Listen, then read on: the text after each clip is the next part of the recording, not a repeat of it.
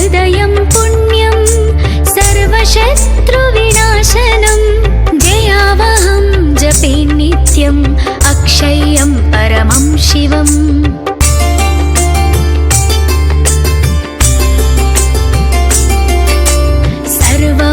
सर्वमङ्गलमाङ्गल्यं सर्वपापप्रणाशनं चिन्ताशोकप्रशमनम् आयुर्वर्धनमुत्तमम् रश्मिमन्तं समुद्यन्तं देवासुरनमस्कृतं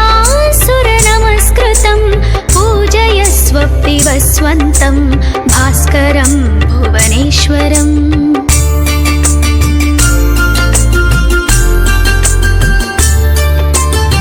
सर्वदेवात्मको ह्येष तेजस्वी रश्मिभावना येष देवासुरागणान् लोकान् पाति गभस्तिभिः एष ब्रह्म च विष्णुश्च शिवस्कन्दः प्रजापतिः महेन्द्रो धनदः कालो यमः सोमो ह्यपाम्पतिः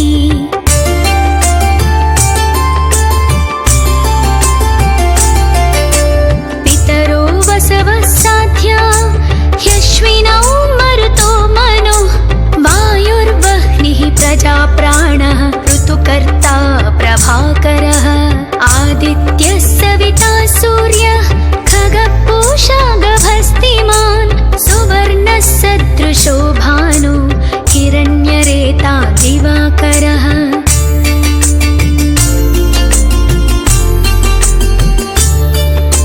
हरिदश्वः सहस्राचिः सप्तसप्तिर्मरीचिमान् तिमिरोन्मन्तनः शम्भुः त्वष्टा मार्ताण्डकोंशुमान् हिरण्यगर्भः शिशिरः तपनो भास्करो रविः अग्निगर्भोदितेः पुत्रः शङ्खः शिशिरनाशनः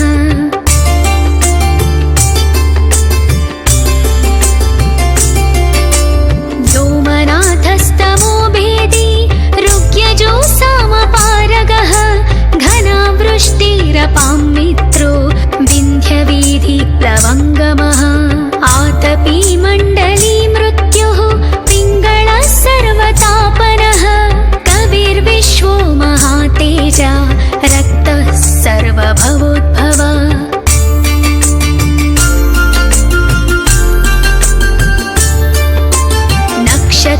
नक्षत्रग्रहताराणाम् अधिपो विश्वभावनः तेजसामपि तेजस्वी द्वादशात्मा नमोऽस्तु ते नमः पूर्वाय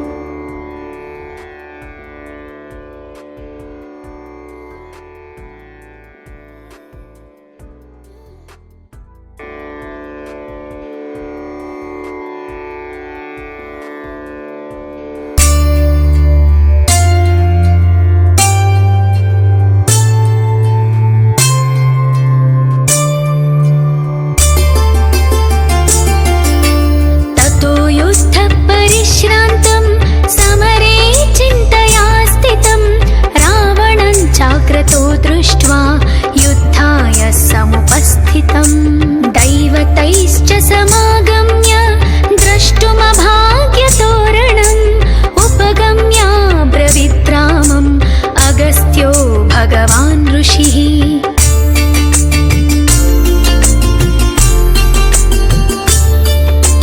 राम राम महाबाहो शृणु गुह्यां सनातनं, येन सर्वानरीन् वत्स समरे विजयिष्यसि। आदित्यहृदयं पुण्यं सर्वशत्रुविनाशनं, जयावहं जपे नित्यम् अक्षय्यं परमं शिवम्।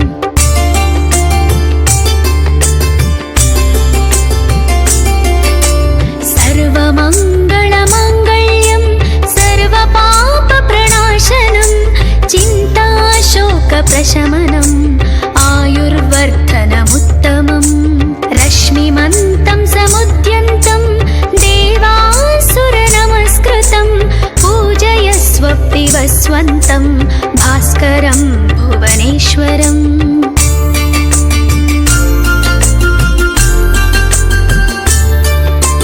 सर्वदेवात्मको ह्येष तेजस्वी रश्मिभावना, येष देवासुरागण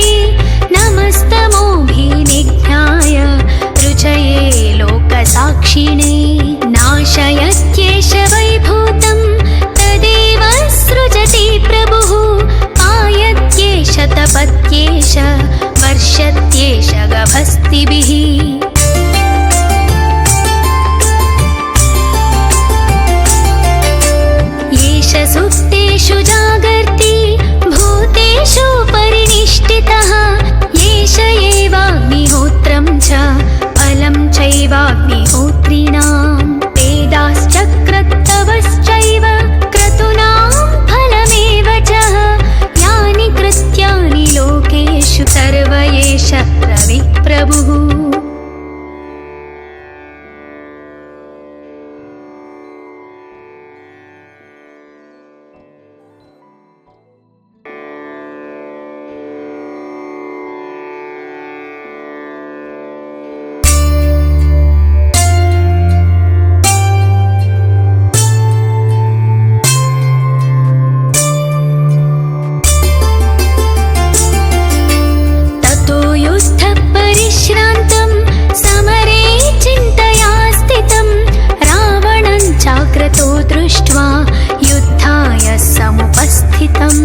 दैवतैश्च समागम्य द्रष्टुमभाग्यतोरणम् उपगम्य ब्रवीद्रामम् अगस्त्यो भगवान् ऋषिः।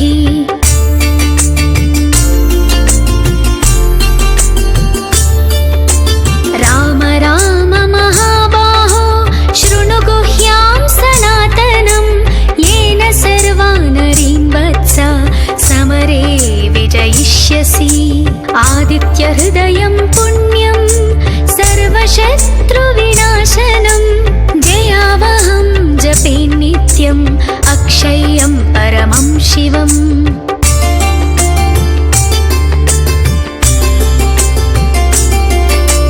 सर्वमङ्गलमाङ्गल्यं सर्वपापप्रणाशनं चिन्ताशोकप्रशमनम् आयुर्वर्धनमुत्तमम्। रश्मिमन्तं समुद्यन्तं देवासुरनमस्कृतं पूजयस्वप्तिवस्वन्तं भास्करं भुवनेश्वरम्।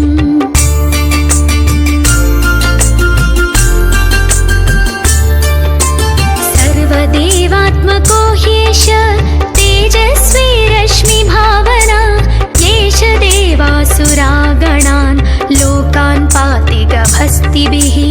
एष ब्रह्म च विष्णुश्च शिवः स्कन्दः प्रजापतिः महेन्द्रो धनदः कालो यमः सोमो ह्यपाम्पतिः।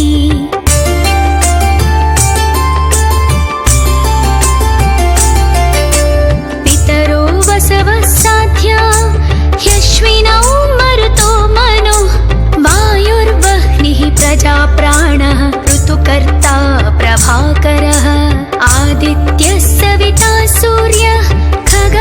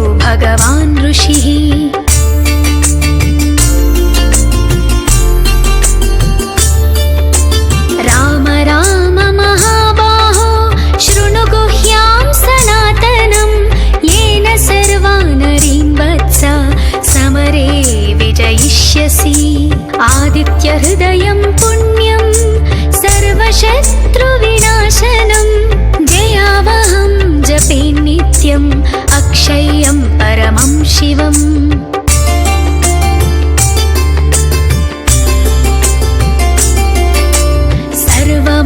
सर्वमङ्गलमाङ्गल्यं सर्वपापप्रणाशनं चिन्ताशोकप्रशमनम् आयुर्वर्धनमुत्तमम् रश्मिमन्तं समुद्यन्तं देवासुरनमस्कृतं पूजयस्व विवस्वन्तं भास्करं भुवनेश्वरम्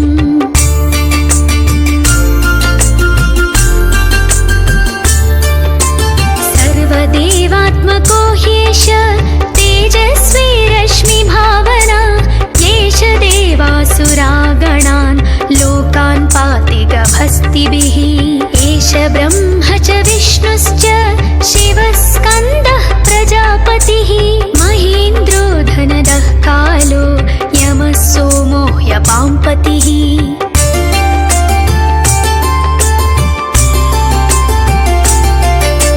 पितरो वसवः साध्या ह्यश्विनौ मरुतो मनो वायुर्वह्निः प्रजाप्राणः ऋतुकर्ता प्रभाकरः आदित्यः सविता सूर्यः खगः गभस्तिमान् सुवर्णः सदृशो भानु हिरण्यरेता दिवाकरः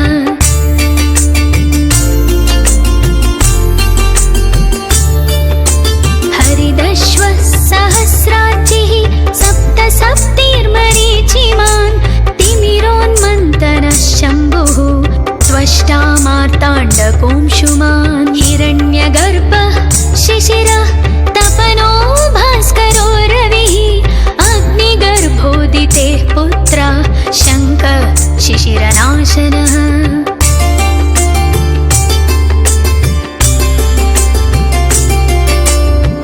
व्योमनाथस्तमो भेदी ऋग्यजो सामपारगः घनावृष्टिरपां मित्रो विन्ध्यवीधिप्लवङ्गमः आतपी मण्डली मृत्युः पिङ्गळः सर्वतापनः कविर्विश्वो महातेजा रक्तः सर्वभवोद्भव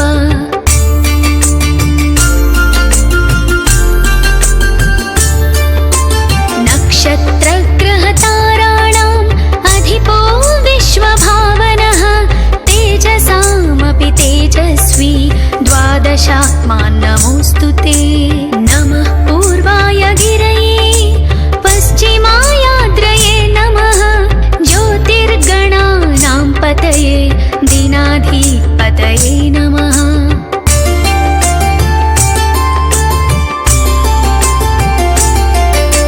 जयाय जयभद्राय हर्यश्वाय नमो नमः सहस्रांशो आदित्याय नमो नमः नमः उग्राय वीराय सारंगाय नमो नमः नमः पद्मप्रबोधाय मार्ताण्डाय नमो नमः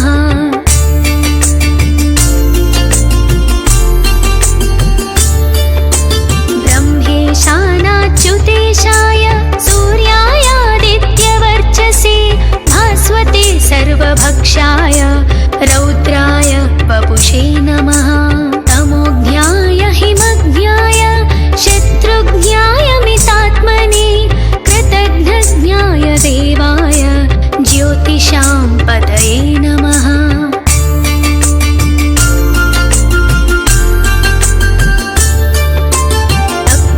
तप्तचामीकराभाय वह्नये विश्वकर्मणे नमस्तमोभिनिघ्नाय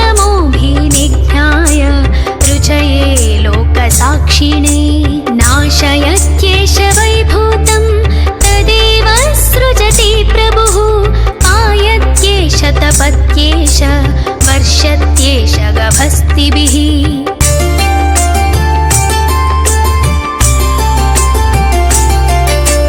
येष सुप्तेषु जागर्ति भूतेषु परिनिष्ठितः येष एवाग्निहोत्रं च फलं चैवाग्निहोत्रम्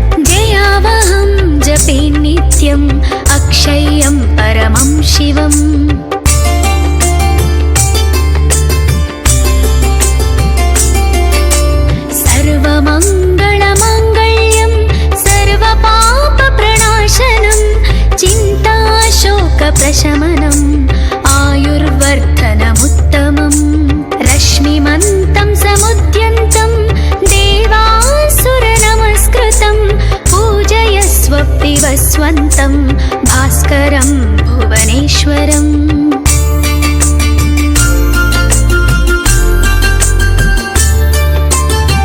सर्वदेवात्मको ह्येष तेजस्वी रश्मिभावना येष देवासुरागणान् लोकान् पाति गभस्तिभिः एष ब्रह्म च विष्णुश्च शिवः स्कन्दः प्रजापतिः महेन्द्रो धनदः कालो यमः सोमो ह्यपाम्पतिः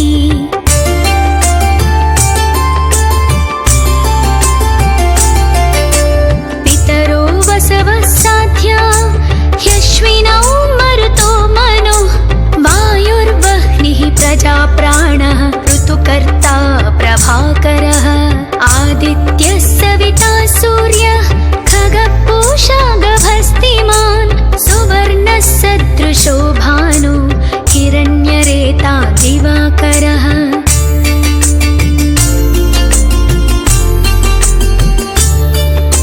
हरिदश्वः सहस्राचिः सप्त सप्तिर्मरीचिमान् तिमिरोन्मन्तनः शम्भुः त्वष्टा मार्ताण्डकोंशुमान् हिरण्यगर्भः शिशिरः तपनो भास्करो रविः अग्निगर्भोदितेः पुत्रः शङ्कः शिशिरनाशनः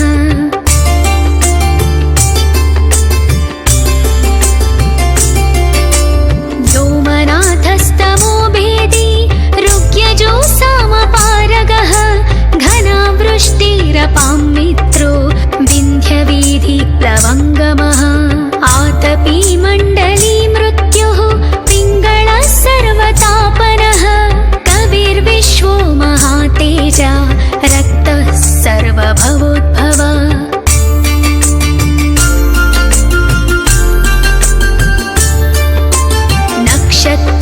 नक्षत्रग्रहताराणाम् अधिपो विश्वभावनः तेजसामपि तेजस्वी द्वादशात्मान् नमोऽस्तु ते नमः पूर्वाय गिरये पश्चिमायाद्रये नमः ज्योतिर्गणानां पतये दीनाधिपतये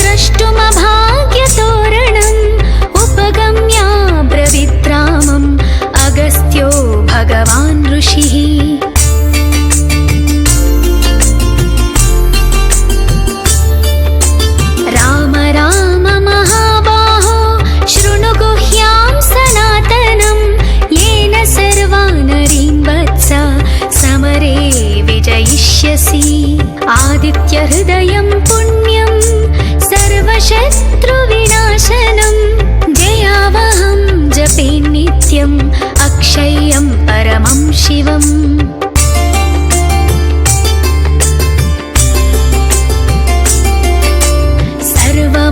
सर्वमङ्गलमाङ्गल्यं सर्वपापप्रणाशनं चिन्ताशोकप्रशमनम् आयुर्वर्धनमुत्तमम् रश्मिमन्तं समुद्यन्तं देवासुरनमस्कृतं पूजयस्व पिबस्वन्तं भास्करं भुवनेश्वरम्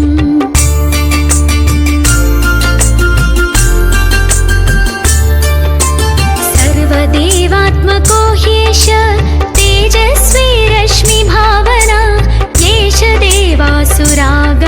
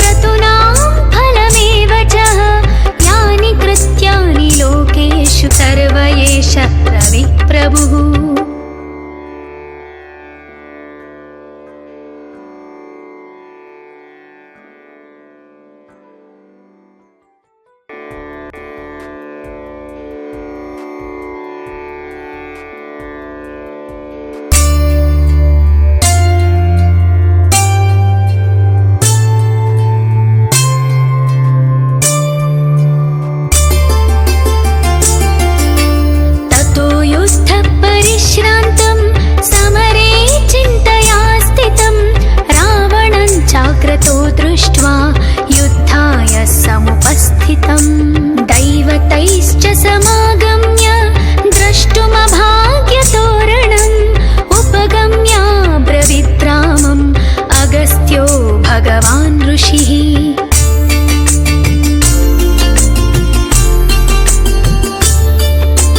राम राम महाबाहो शृणु गुह्यां सनातनं येन सर्वानरीं वत्स समरे विजयिष्यसि आदित्यहृदयं पुण्यं सर्वशत्रुविनाशनं जयावहं जपे नित्यम् अक्षय्यं परमं शिवम्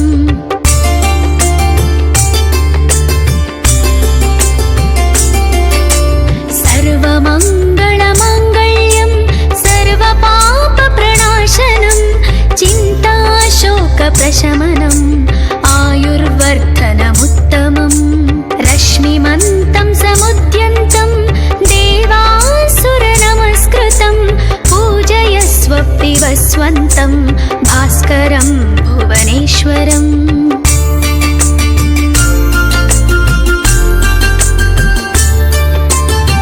सर्वदेवात्मको ह्येष तेजस्वी रश्मिभावना येष देवासुरागणान् लोकान् पाति गभस्तिभिः एष ब्रह्म च विष्णुश्च शिवस्कन्दः प्रजापतिः महेन्द्रो धनदः कालो यमः सोमो ह्यपाम्पतिः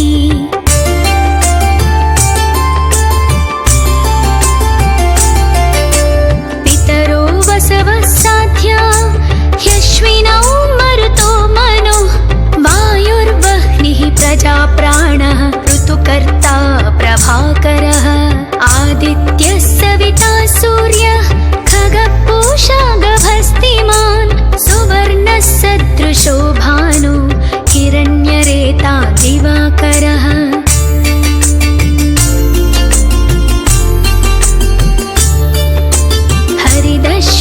सहस्राचिः सप्त सप्तिर्मरीचिमान् तिमिरोन्मन्तनः शम्भुः त्वष्टा मार्ताण्डकोंशुमान् हिरण्यगर्भः शिशिरः तपनो भास्करो रविः अग्निगर्भोदितेः पुत्रः शङ्कः शिशिरनाशनः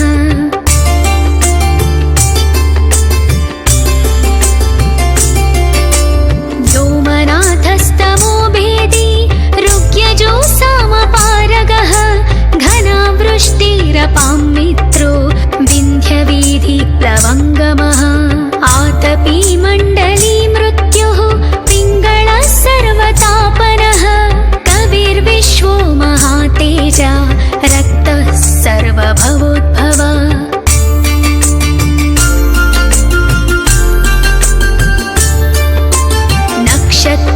नक्षत्रग्रहताराणाम् अधिपो विश्वभावनः तेजसामपि तेजस्वी द्वादशात्मान् नमोऽस्तु ते नमः पूर्वाय गिरये पश्चिमायाद्रये नमः ज्योतिर्गणानां पतये दीनाधिपतये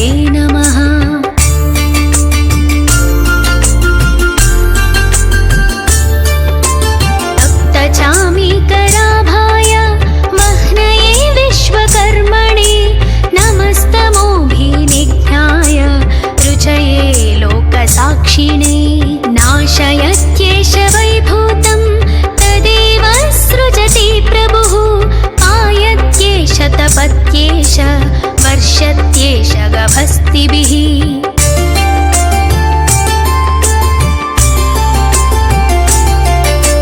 येष सुप्तेषु जागर्ति भूतेषु परिनिष्ठितः येष एवाग्निहोत्रं च फलं चैवाग्निहोत्रिणां वेदाश्चक्रत्तवश्चैव क्रतूनां फलमेव च यानि कृत्यानि लोकेषु सर्व एष रविप्रभुः।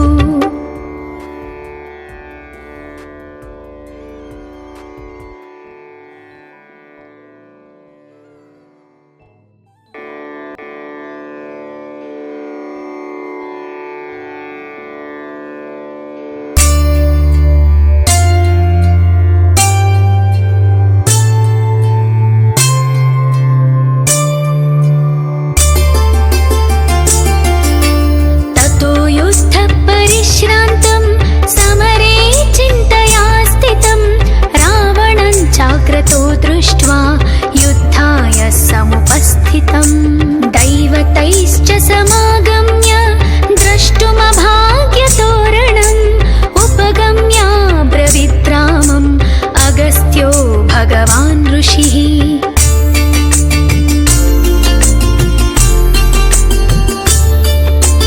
राम राम महाबाहो शृणु गुह्यां सनातनम् येन सर्वानरीन् वत्स समरे विजयिष्यसि।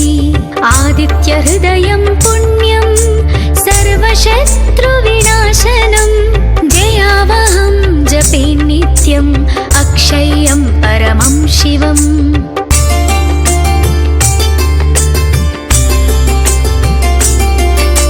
सर्वमङ्गलमाङ्गल्यं सर्वपापप्रणाशनं चिन्ताशोकप्रशमनम् आयुर्वर्धनमुत्तमम्। रश्मिमन्तं समुद्यन्तं देवासुरनमस्कृतं पूजयस्व विवस्वन्तं भास्करं भुवनेश्वरम्।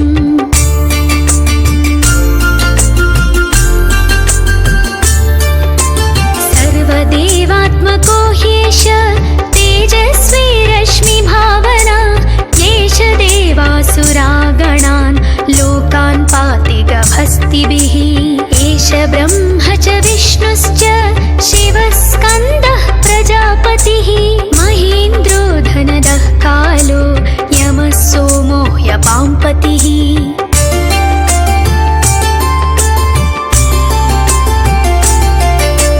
पितरो वसवः साध्या ह्यश्विनौ मरुतो मनो वायुर्वह्निः प्रजाप्राणः ऋतुकर्ता प्रभाकरः। आदित्यः सविता सूर्यः खगपूषा गभस्तिमान् सुवर्णः सदृशो भानु हिरण्यरेता दिवाकरः।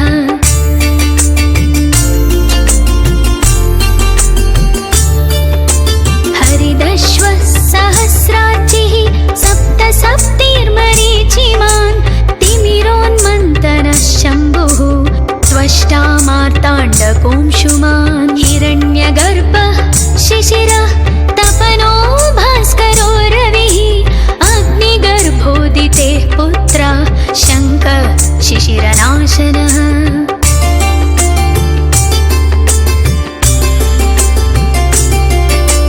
व्योमनाथस्तमो भेदी ऋग्यजो सामपारगः घनावृष्टिरपां मित्रो विन्ध्यवीधिप्लवङ्गमः। आतपी मण्डली मृत्युः पिङ्गळः सर्वतापनः कविर्विश्वो महातेजा रक्तः सर्वभवोद्भव।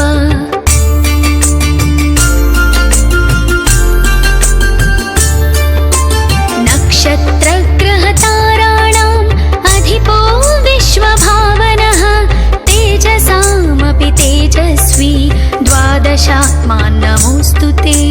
नमः पूर्वाय गिरये पश्चिमायाद्रये नमः ज्योतिर्गणानां पतये दीनाधिपतये नमः।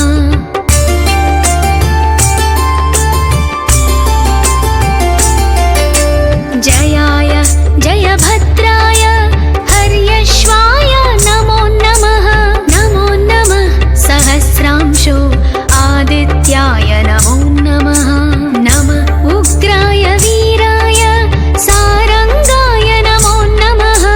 नमः पद्मप्रबोधाय मार्ताण्डाय नमो नमः।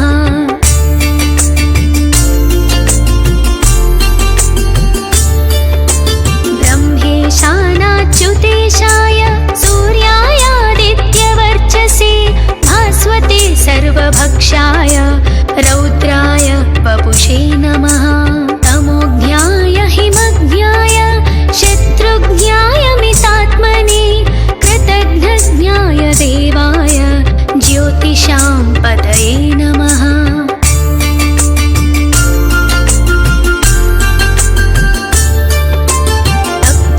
तप्तचामीकराभाय वह्नये विश्वकर्मणे नमस्तमोभिनिघ्नाय रुचये लोकसाक्षिणे।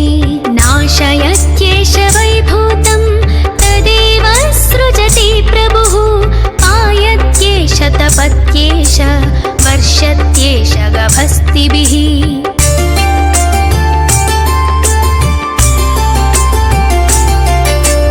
येष सुप्तेषु जागर्ति भूतेषु परिनिष्ठितः। येष एवाग्निहोत्रं च फलं चैवाग्निहोत्रिणां। वेदाश्चक्रत्तवश्चैव क्रतूनां फलमेव च। यानि कृत्यानि लोकेषु सर्व एष रविप्रभुः।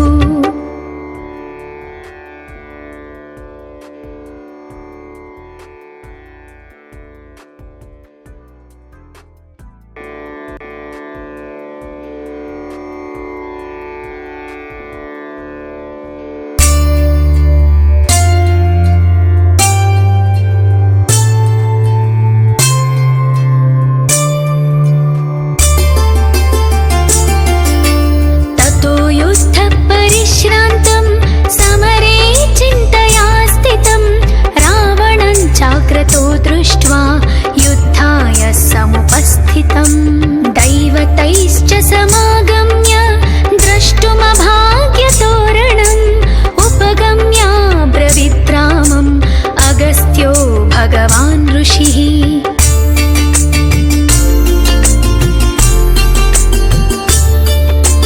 राम राम महाबाहो शृणु गुह्यां सनातनं। येन सर्वानरीन् वत्स समरे विजयिष्यसि। आदित्यहृदयं पुण्यं सर्वशत्रुविनाशनं। जयावहं जपे नित्यम् अक्षय्यं परमं शिवम्।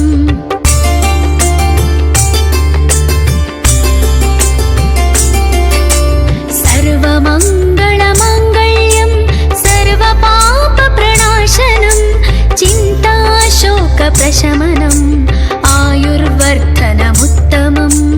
रश्मिमन्तं समुद्यन्तं देवासुरनमस्कृतं।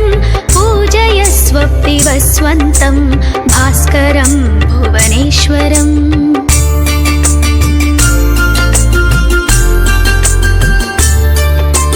सर्वदेवात्मको ह्येष तेजस्वी रश्मिभावना। येष देवासुरागणान् लोकान् पाति गभस्तिभिः। एष ब्रह्म च विष्णुश्च शिवः स्कन्दः प्रजापतिः। महेन्द्रो धनदः कालो यमः सोमो ह्यपाम्पतिः।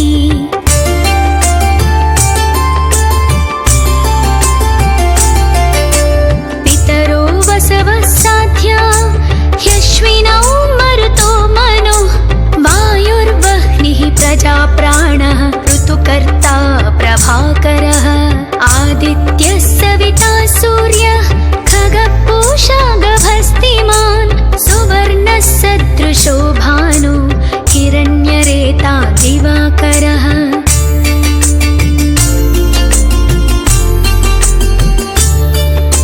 हरिदश्वः सहस्राचिः सप्तसप्तिर्मरीचिमान्।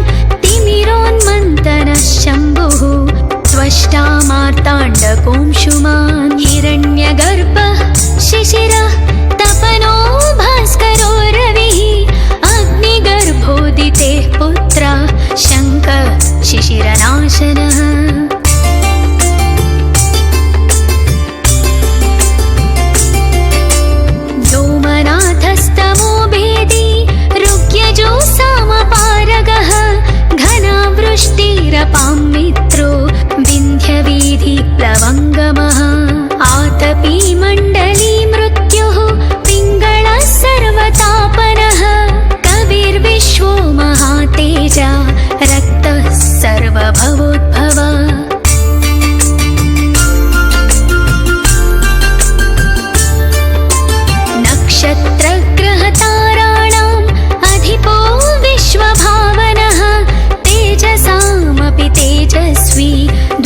वशात्मान् नमोऽस्तु ते।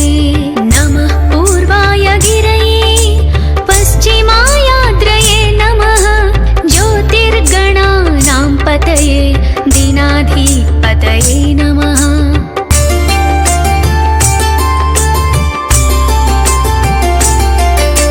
जयाय जयभद्राय हर्यश्वाय नमो नमः। नमो नमः सहस्रांशो आदित्याय नमो नमः। नमः उग्राय वीराय सारंगाय नमो नमः। नमः पद्मप्रबोधाय मार्ताण्डाय नमो नमः।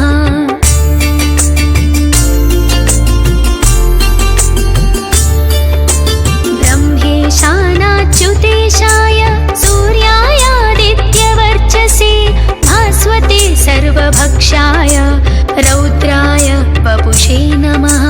तमोज्ञाय हिमज्ञाय शत्रुज्ञाय मितात्मने कृतघ्नज्ञाय देवाय ज्योतिषां पतये नमः।